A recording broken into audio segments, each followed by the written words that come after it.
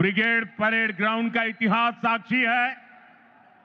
जब जब बंगाल देश को दिशा देता है, ये ब्रिगेड मैदान बंगाल की आवाज बनता है।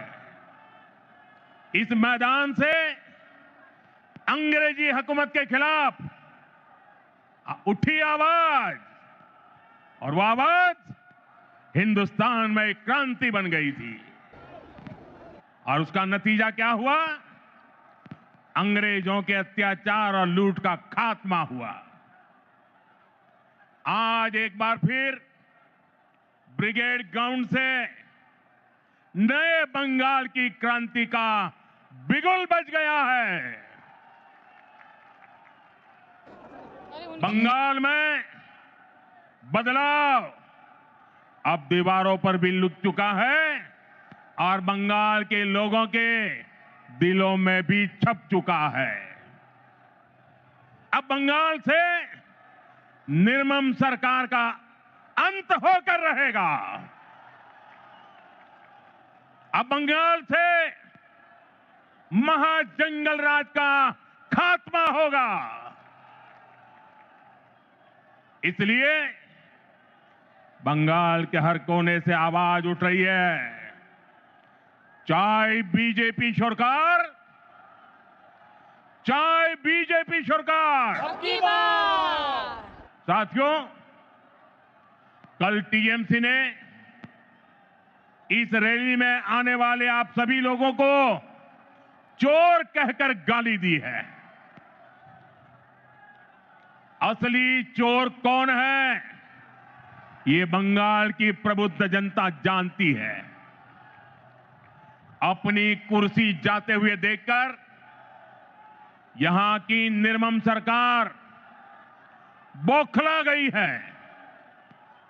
साथियों, आज भी इस विशाल सभा को रोकने के लिए निर्मम सरकार ने सारे हथियार निकाल लिए।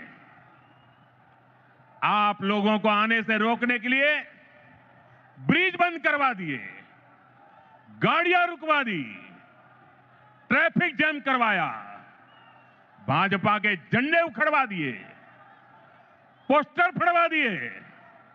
लेकिन निर्मम सरकार, साफ साफ देख लो, आज के जनसैलाब को रोक नहीं पाई हो। बंगाल में महाजंगल राज लाने वालों का काउंटडाउन शुरू हो चुका है। वो दिन दूर नहीं जब बंगाल में फिर से कानून का राज होगा। जो कानून तोड़ेगा, जो अत्याचार करेगा, टीएमसी के किसी अत्याचारी को छोड़ा नहीं जाएगा। चुन चुन के हिसाब लिया जाएगा। भाइयों बहनों, यहां की निर्मम सरकार चाहे अब जितना जोर लगा ले, परिवर्तन की इस आंधी को अब निर्मम सरकार रोक नहीं पाएगी। भाजपा के साथ, एनडीए के साथ महिषासुर मर्दिनी का आशीर्वाद है। श्री रामकृष्ण परमहंस, स्वामी विवेकानंद, नेताजी सुभाष चंद्र बोस,